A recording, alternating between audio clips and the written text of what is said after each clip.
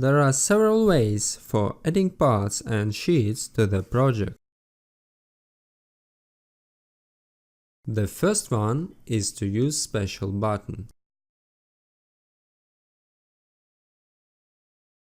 The second is to add sheet or part using hatch from T-Flex CAD document.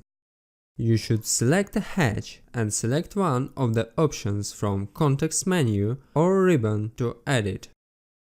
If the hatch changes, we can update it in T-Flex nesting in the context menu of the part or sheet. If the path to the file has changed, you should open part or sheet parameters and set a new directory for it. If the contour was changed, it will be colored gray.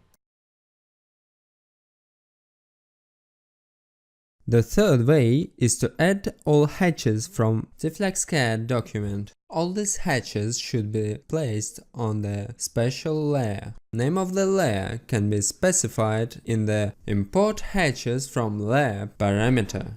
The layer is set only for parts. If you import sheets, all hatches from the document will be imported.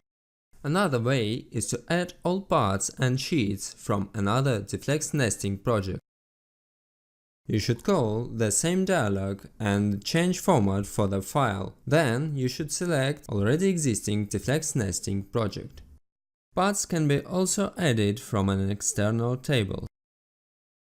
You should select data from the table and copy it. Then you should paste it on the Parts tab. There are some rules for copying. You cannot copy data if there are fewer columns than required for the main parameters of the part. There should be length, width and quantity for guillotine and two-shape nesting projects, and length and quantity for linear nesting project. Each column has priority and is filled in according to it.